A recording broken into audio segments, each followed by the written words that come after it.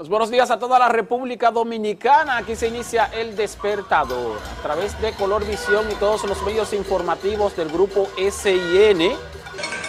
Como pueden observar en sus pantallas, ese fue el cacerolazo de la clase media, no de la clase más pobre, no de la clase más vulnerable, sino de la clase media, que resultará en ser la más afectada por ese paquete de reforma fiscal que ha introducido al Congreso Nacional el gobierno dominicano. Yo soy Esteban Delgado y estoy dándole la bienvenida al compañero y amigo, hermano, Ezequiel Abiu, que llegó ya llegó. Bienvenido, Ezequiel. Gracias, Esteban. Llegó justamente, me tocó a la llegada el cacerolazo de anoche en algunos sectores del centro de Santo Domingo. No sé qué tan extenso fue, duró alrededor de 15 minutos en tiempo, pero digo, no sé qué tan extenso. Sí, en algunas otras zonas del país se realizó este cacerolazo, a mí me sorprendió. En realidad, no sabía que estaba convocado el cacerolazo. Y lo convocaron por redes sociales. Y entonces, porque justamente yo iba llegando al país en ese momento, me tocó escucharlo, me tocó ver algunas personas en sus balcones con las cacerolas, en sectores como Bellavista, Los Cacicazgos, en el área central, también Naco Piantini, en el área central de Santo Domingo. Y estos son sectores que están inconformes con este proyecto de modernización tributaria, cuyo contenido total todavía está un poco difuso, que lo vamos a ir conociendo poco a poco, porque esta semana se conocerá ya vistas públicas a partir del jueves en el Congreso Nacional. Ahora, mira, el proyecto de ley en sí tiene 57 páginas. Y oye, Diógenes, Ezequiel, perdón, que lo hemos dicho desde la semana pasada. El gobierno pretende recaudar 122.486 millones de pesos con ese proyecto de modernización fiscal, como le han puesto. Y sin embargo, de esa cantidad, del 82% va a ser aportado o sería aportado por la clase media, por las personas físicas. De hecho, Germania Montaz, que fue directora de Impuestos Internos y que es una experta en materia tributaria, hace referencia a eso, o sea, a la gran carga que implica este proyecto para las personas físicas, para los consumidores, más que para el sector empresarial, que es el que más está gritando, pero sobre el sector empresarial pesa el 18% del monto total que se pretende recaudar con la reforma fiscal. O sea que los que vamos a pagar somos los que estamos en clase media, mucho más que los que están en clase pobre, porque la clase pobre va a recibir ciertas compensaciones, pero la clase media nunca es compensada. Sí, algunos subsidios que se están previendo, pero cuando estamos hablando de grabar prácticamente toda la canasta básica, estamos hablando de que será duro el golpe si es que se aprueba. Vamos a estar muy atentos, además de que más adelante vamos a seguir hablando de este tema, porque por otro lado, hoy amanecimos aquí en el Gran Santo Domingo y toda la costa sur del país con lluvias. Sí. Hay una vaguada, uno dice, pero ¿de dónde? No se veían muchas nubes ayer. Bueno, pues hay una vaguada y esta mañana desde las 5 mucha tronada, de la mañana, truenos muy intensos, y comenzó este aguacero. De acuerdo con la ONAMED, tendremos lluvias durante el resto de la mañana aquí en el Gran Santo Domingo, en la costa sur del país, y más tarde, eso sí, ya para el mediodía, un calor bastante intenso de temperaturas de 35 grados centígrados, así que hay que estar muy atentos a ir con sombrilla, pero también con bloqueador solar y con ropa ligera, porque esperamos mucho calor. Y con esta información nos vamos al boletín informativo que ya tiene nuestra compañera Ana Paula González, con todo lo más importante, lo más relevante de todo el fin de semana. Ana Paula, muy buenos días.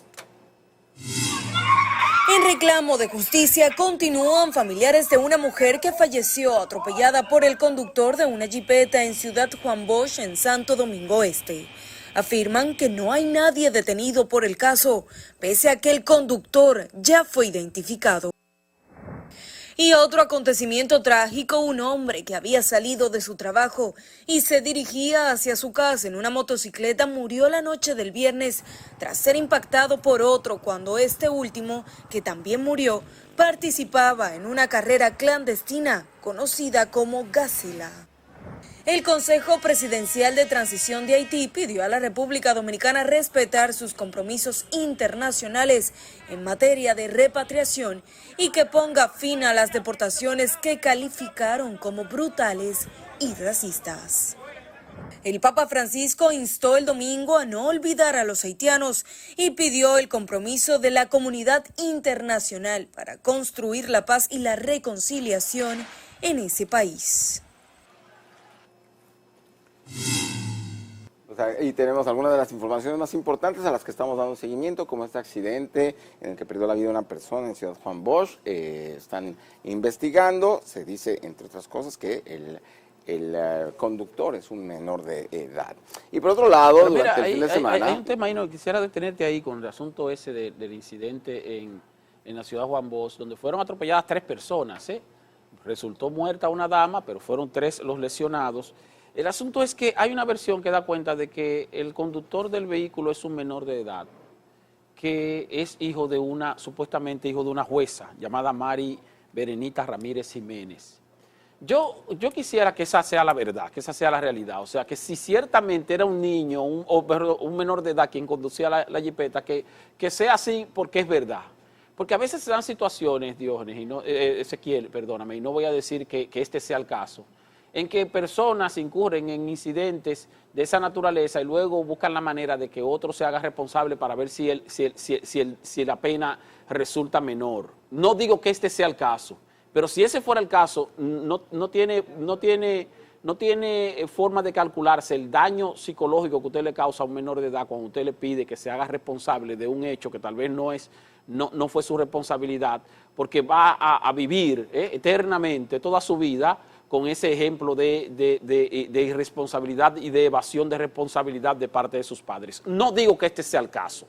Ahora, se ha manejado con mucho hermetismo una situación que ya debió estar debidamente identificada, que ya debió saberse quién fue responsable y que ya debió iniciarse el proceso correspondiente a los fines de establecer las penas, que dicho sea de paso son muy mínimas, aun cuando haya efectos a añadir, porque pudiera haber ahí tal vez inclusión de alcohol, pudiera haber ahí algún otro tipo de irresponsabilidad, incluso la forma en que sale el vehículo ya implica una violación de las leyes de tránsito porque salió en vía contraria, pero ya esos son otros temas. Ojalá que se hagan las aclaraciones correspondientes y que no se corra riesgo de involucrar a un menor de edad si no es cierto que ese menor de edad haya sido el que estuviera conduciendo ese vehículo. Yo quisiera pensar que esa es la verdad. Y claro, no que es un invento. Continúan las investigaciones, nuestros equipos durante el fin de semana dieron seguimiento, todavía los heridos, como tú dices, fueron 3 personas involucradas, una persona falleció y sus familiares, sus deudas, por supuesto, están exigiendo justicia y hay personas que todavía están hospitalizadas. Nuestros equipos desde temprano hoy ya están allá en el hospital dando seguimiento a este lamentable hecho que... Como todos los lunes siempre hablamos de este tema, tenemos un problema muy serio de accidentes de tránsito, porque somos lamentablemente el país con la mayor tasa de mortalidad en accidentes viales y pareciera que no estamos haciendo nada para detener esta ola de mortalidad vial. Las medidas que se están tomando desde hace 20 años, quizás 25 años, no son suficientes. Vemos a motoristas que se pasan los altos, motoristas que se suben en las aceras, quizás también adolescentes, hemos visto jóvenes, muy jóvenes, conduciendo patanas, jóvenes como este caso, si es así como tú dices, si es verdad, un joven de noche en una jipeta, todas estas son cosas que tenemos que tomar ya en cuenta con mucha seriedad para tratar de reducir la mortalidad en los accidentes viales. De hecho, son muchos los accidentes y en algunas zonas, por ejemplo como Azua, en donde la mortalidad es altísima. En esa provincia hay muchos accidentes, igual que aquí en el Gran Santo Domingo, y muchos de ellos con víctimas fatales. Y por otro lado, Esteban, durante el fin de semana ya fueron trasladados a la cárcel de Najayo el señor Jochi Gómez, así como Hugo Veras y también el exdirector coordinador de transporte del Intran, que, como ya sabemos, durante el viernes una jueza de instrucción dictó 18 meses de prisión preventiva en contra de ellos por este aparente fraude a través del contrato, del muy cuestionado contrato para la modernización de los semáforos, la semaforización del Gran Santo Domingo. Como todos recordamos, aquí en Noticias SIN le dimos mucho seguimiento, esa compañía del señor Jochi Gómez, Transcorp Latam, había, de acuerdo con la información del Ministerio Público, había falsificado documentos para presentarse como filial de una compañía estadounidense. La compañía estadounidense, desde el año anterior, en 2023, mediante una carta enviada al Intran al propio Hugo Veras, la compañía Transcorp LP, había informado que no, que esta compañía de Jochi Gómez no era filial, no tenía la experiencia, el expertise que se requería para este tipo de y que no tenía trabajos, ningún tipo de relación. y no tenía ningún tipo de relación. Y como colmo, también todos recordamos aquel incidente en el que esta compañía Transcorp Latam de Jochi Gómez apagó los semáforos de Santo Domingo, generando un caos vial sin precedentes durante 3 días. Bueno, pues finalmente, por todas las irregularidades que se dieron en la licitación de este contrato, por las falsificaciones de documentos y por el desvío de fondos que dice el Ministerio Público, una jueza de instrucción envió a 18 meses de prisión preventiva a los aparentes responsables, Jochi Gómez, Hugo Veras, el otro funcionario, y ya están en Ajayo. En el día de ayer, el padre de Jochi Gómez, que todos conocemos, el periodista Guillermo Gómez, aseguró en su programa de todos los domingos que el Ministerio Público ha estado falseando información, que creó una campaña de desprestigio en contra de su hijo y que además también le propuso a su hijo, José Ángel Gómez Canán, que denunciara supuestos sobornos de Hugo Veras, que inculpara a Hugo Veras. Vamos a escuchar lo que dijo Guillermo Gómez ayer en su programa Aeromundo. Y de su cárcel en el Palacio de Justicia de Ciudad Nueva fue trasladado a la Procuraduría General de la República. Ante ese Ministerio Público, y a las 12:30 pasa Jochi y sus abogados, nuestros abogados, precisamente a esa reunión con el Ministerio Público. ¿Y qué ocurrió allí? Que se le pide a Jochi que acuse a Hugo Veras, quien fuera director del Intran, es decir, que lo acuse de haber recibido sobornos de millones. ¿Y qué hizo Jochi?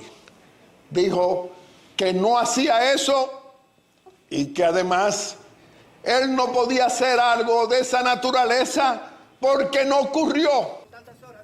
Mira, hay varias cosas a tomar en cuenta. Primero, como tú dijiste inicialmente, Ezequiel, el periodista Guillermo Gómez, a quien no voy a decir que todos conocemos, pero que muchos conocemos, y es el padre del principal acusado, que en este caso, de uno de los principales acusados, que es Jochi Gómez. Obviamente, él va a hablar en defensa de su hijo, y es algo que hay que justificárselo porque cualquiera quiere defender a su hijo. Pero hay que tomar entre pinzas lo que está diciendo, aparte de que no identificó a los fiscales que le hicieron la propuesta que él dice que se le hizo a Jochi Gómez. Al mismo tiempo, también uno se pregunta otro aspecto. Yo además de preguntarme si es cierto que le habrían ofrecido flexibilizar la acusación a Jochi Gómez a cambio de que acuse a Hugo Veras, algo que me parece un tanto extraño, porque en todo caso, si fuéramos a querer llevar a la justicia a los dos o a uno de los dos, entonces uno como que medio se inclinaría para un sitio más que otro, y no creo que sea para un exfuncionario que tampoco tiene mucha, bueno, que entre otras cosas sería quien falsificó documentos. Exactamente, ¿no? o sea, no pasar por una cosa al filial otro de una mundo. empresa estadounidense. Entonces, y lo otro es que yo me pregunto lo contrario, Ezequiel. Lo que yo me pregunto es, ¿qué tanto le habría debido Hugo Veras a Jochi Gómez como para mantener la insistencia de firmar y de adjudicar ese contrato y esa licitación, aun cuando recibió toda clase de advertencia, toda clase de información relacionada con el hecho de que ahí había situaciones de irregularidad, poniendo de ejemplo incluso el caso de la comunicación oficial que le envía Transcorp LT a Hugo Veras para informarle que esa empresa no tenía ningún tipo de vínculo con la empresa que había sido adjudicada en esa licitación, con lo cual automáticamente ya Hugo Veras tenía justificación para tumbar ese contrato, y aún así no lo hizo. Aún así no lo hizo, como quiera insistió en adjudicar ese contrato y en adjudicárselo a esa empresa Transcorp Latam de manera específica. Yo no me pregunto ahora si Jochi Gómez no tiene la intención de denunciar a su amigo, en este caso Hugo Vera, sino que también me pregunto qué tanto le debe Hugo Vera a Jochi Gómez como para insistir en la firma de este contrato, aún con todas las advertencias que se hicieron previamente. Esteban, aquí en Noticias SIN dimos mucho seguimiento a este caso. En algún momento Alicia Ortega en el informe se comunicó con los representantes de la compañía Transcorp LC de Estados Unidos, porque sabíamos, de acuerdo con la documentación presentada por la compañía Transcorp Latam de Jochi Gómez, que según él era filial. Bueno, pues aquí en Noticias SIN revelamos, Alicia Ortega lo hizo hace varios meses, de cómo esta compañía había enviado un documento extensísimo, muy extenso a Intram, diciendo que no tenían ninguna relación y que además procedería legalmente en contra de Transcorp Latam por haber falsificado documentos, y cito textualmente, porque Transcorp Latam había extraído de forma ilegal y manipulado documentos para presentarse como su filial. Eso, las irregularidades para conseguir la licitación. El proceso de licitación que fue cuestionado por la Dirección de Contrataciones Públicas. Y finalmente, esa compañía que también actuó de manera irregular, siguió el contrato pese a que le habían dicho que estaba cancelado, y peor aún, nos tomó como rehenes a toda la ciudadanía cuando en algún momento decidió de manera unilateral apagar los semáforos que todavía controlaba, y que el ejército tuvo que ir para quitar el control que tenía, para bloquear a esta compañía para que no siguiera manipulando los semáforos. Hay demasiados elementos en contra de esta compañía, independientemente de lo que quiera decir el periodista Guillermo Gómez, de que por supuesto defenderá a su hijo, defenderá la honra de su hijo, pero hay demasiados elementos. La PEPCA así lo ha documentado en la presentación de medidas de coerción, de solicitud de medidas de coerción. La jueza dictaminó que sí, envió a estos señores 18 meses a prisión preventiva porque declararon el caso complejo, y ahora tendrán estos 18 meses para que el Ministerio Público continúe investigando y finalmente presente una acusación formal a más tardar cuando se concluya ese periodo de 18 meses y se puedan conocer todos los cargos, todo lo que ocurrió en este proceso muy incidentado, que aquí, como te digo, Esteban, hemos cuestionado en muchas ocasiones, hemos desglosado y se hicieron varias investigaciones. Bueno, tenemos que ir a una pausa. Tenemos que ir a una pausa y lamentablemente quisiera yo saludar a quienes nos han estado enviando mensajes a través de YouTube, pero tengo problemas en mi celular en este momento y no me han informado quiénes fueron los primeros que nos envían saludos a través de YouTube. De cualquier manera, saludos a ellos y a todos los que están uniendo. Déjame aprovechar, sí, entonces, para enviarle un saludo a un compañero, compañero de estudios mío de bachillerato, el señor Wimmer y su esposa Lilian, que dicho sea paso se conocieron en el colegio, así que ellos son unos televidentes fieles a este espacio, El Despertador, y desde aquí muchos saludos para Wimmer y su esposa Lilian. Con esto nos vamos a la primera pausa comercial. Ustedes en sus casas, por favor, no se vayan, volvemos en 3 minutos. Algunos youtubers y creadores de contenido se reunieron para analizar